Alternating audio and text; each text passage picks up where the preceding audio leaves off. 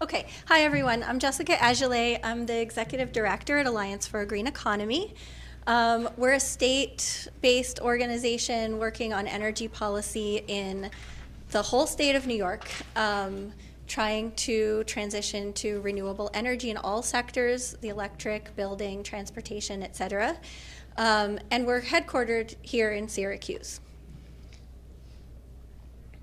So just a quick review, because I'm going to do a high-level overview of our policy landscape. So just a reminder that in 2019, New York passed the Climate Leadership and Community Protection Act, setting forth some very high-level mandates in state law that we have to achieve 70% renewable electricity by 2030, zero emissions electricity by 2040, and 40% greenhouse gas reductions by 2030, economy-wide, so not just in the electric sector, but from buildings, transportation, and other sectors, and 85% reductions by 2050. So we're coming up on that 2030 target real fast.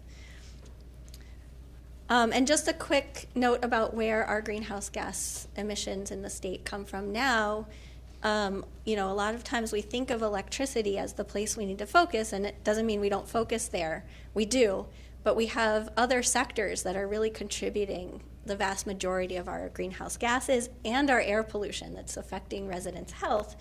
And that is buildings at the highest greenhouse gas emissions because of all the fossil fuels that we're burning to heat our spaces and heat our water and cook and dry our clothes, et cetera. And then followed by transportation because we mostly use gasoline and diesel to get around. So we got to tackle all of that. And there's been a lot of international study on how do you do this? How do you get to an economy that doesn't have greenhouse gas emissions or has wildly reduced greenhouse gas emissions?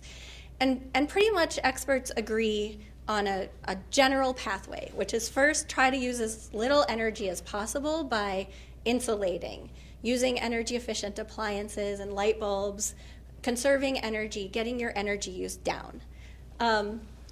How you get fossil fuels out of buildings and transportation is to electrify them. So using electric versions where you're not burning combusting fossil fuels right in the building, but you're using an efficient electric heat pump to heat and cool, an electric dryer, an electric or induction stove, et cetera, electric vehicles. And then you can supply all of the energy that those appliances and vehicles need with renewable electricity.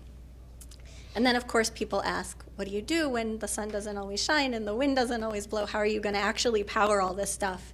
And you need solutions to balance your system, like storage, to smooth out the variations in wind and solar. So that's the general pathway.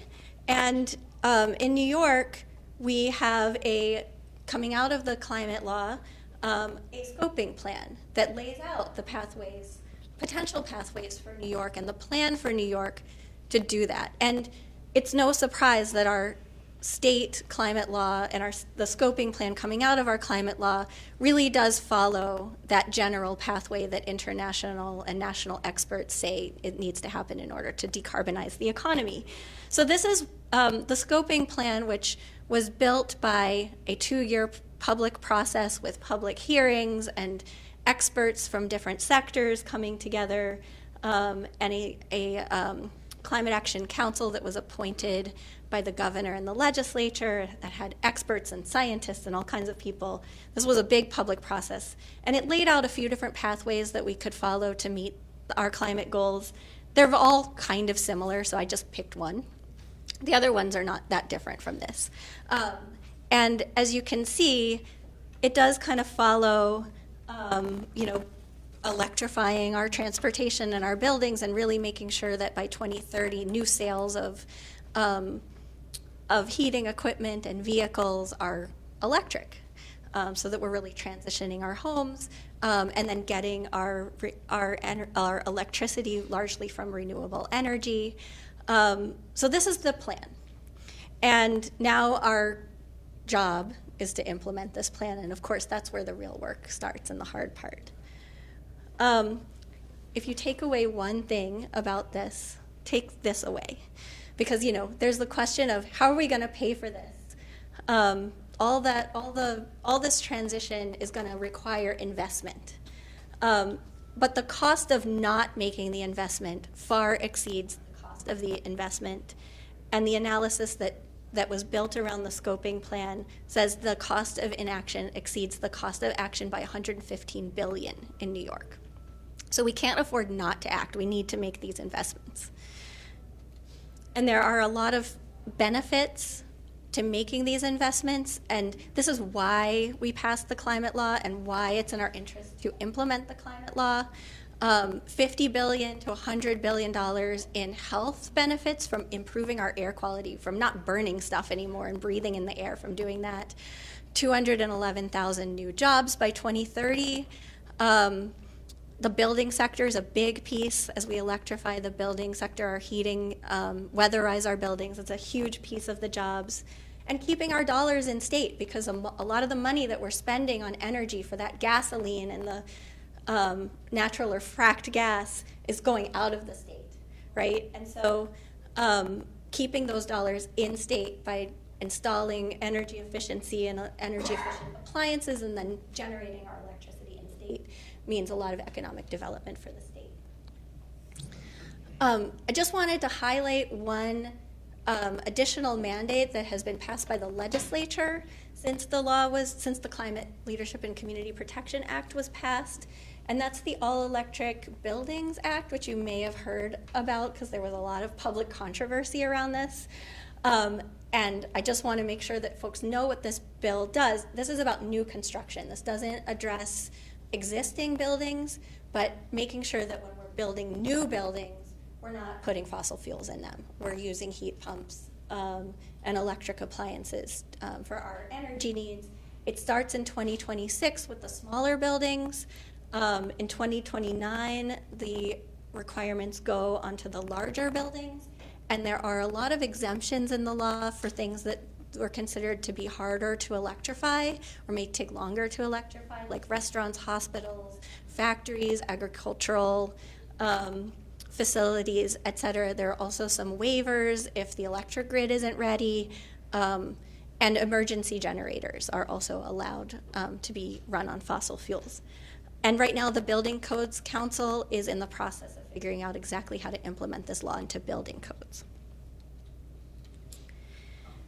I wanted to just quickly highlight where we're at right now and some of the challenges that we're facing in New York, not because of the climate law, but kind of in parallel with our climate crisis is an energy affordability crisis. And we have about 1 in 7 households in New York behind on their energy bills. This is something that, we probably felt in this election, right? The cost of living is a real challenge for people, and we're seeing it in energy bills as well.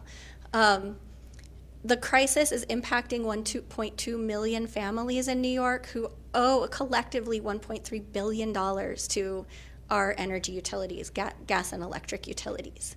And this is not going to get better yet. So the Public Service Commission found that gas utilities are projected to charge New Yorkers 18% more for heating this winter. And this is not because the cost of gas is going up. The cost of fracked gas is actually going down, but the cost of gas infrastructure is going up. The cost of the pipelines to get that gas to us is going up. So we have some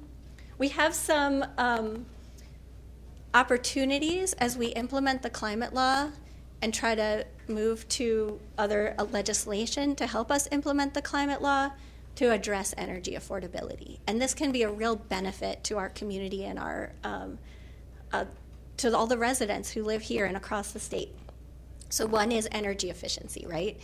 Reducing the amount of energy we use means reducing the amount of energy we're paying for and reduces our bills. And energy efficiency can be one of the best energy affordability strategies available. And the Public Service Commission, which is the agency that regulates our utilities and also regulates the money used for our clean energy programs, is in the process of redesigning and rethinking our energy efficiency programs and trying to make them more available for residents, and we're pushing to make them more available for low-income residents because of the energy affordability crisis that we're seeing. It's really hitting low-income residents the hardest. We also have rooftop and community solar. If you can get the money up front to put solar on your roof, you can save a lot on your energy bills over time. And if you can't put solar on your roof, if you subscribe to a community solar project, that can help bring your bill down a little bit. There's also programs for low-income customers to direct even more of the benefits of community solar to the low-income residents through our energy bills. So municipalities really taking an approach to get community solar sited in your area and supporting community solar projects can really help with energy affordability of your residents. New York also passed a Build Public Renewables Act to enable the New York Power Authority to build renewable electricity to help meet our state goals. And part of that program, part of that bill is a requirement for NYPA to direct some of the credits from the generation of renewable energy onto the bills of low-income customers.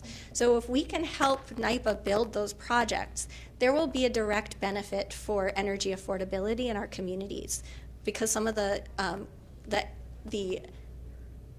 economic benefit derived from those projects will go right onto the bills of low-income customers in our communities. And then we're also working to pass the New York Heat Act, which is a big piece of legislation that will tackle that 18% increase that I talked about on gas utility bills, because it will help us reduce how much money we're putting into pipes, investing in gas pipelines. It'll help us take some of that money and actually help people electrify instead. And it also requires the Public Service Commission to have a plan to achieve its goal that no household should pay more than 6% of their income for energy. So it's a big energy affordability and climate bill that we're hoping to get passed in this upcoming session. I want to just end by telling you a little bit about how local leaders and local elected officials can engage in policy. Discussing local electeds and local leaders, discussing the needs of their communities and the things the desires for clean energy, the needs of the residents, what residents are facing, and discussing those with state elected officials like your assembly member and senator can really help them and help build the case for legislation and for implementation of the climate law.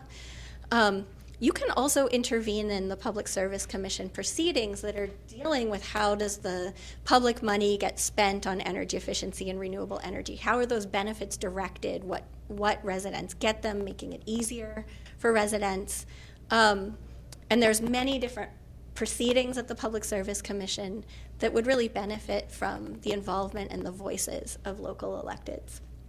Hosting community events for residents to learn about their options for reducing their energy bills and changing their energy use, along with Lindsay. Lindsay's organization, my organization, Alliance for a Green Economy, is helping with the Clean Energy Hub here, Energy Smart, and we can do workshops with you to teach residents about their energy use and their energy options. Speaking to the media on behalf of community needs and issues, there's a lot of disinformation out there. The fossil fuel industry is pushing really hard against us being able to achieve the benefits of the climate law. And so our local leaders speaking up on behalf of our residents is really needed to correct that information and talk about what we need and what we want. And then saying yes to renewable energy and resiliency projects and really talking about how we want to host these in our communities because we want the benefits from them. So I will end there. I don't know who's that. Okay, I'm going to pass it over to you. Thank you all so much for being here and for spending some time with me.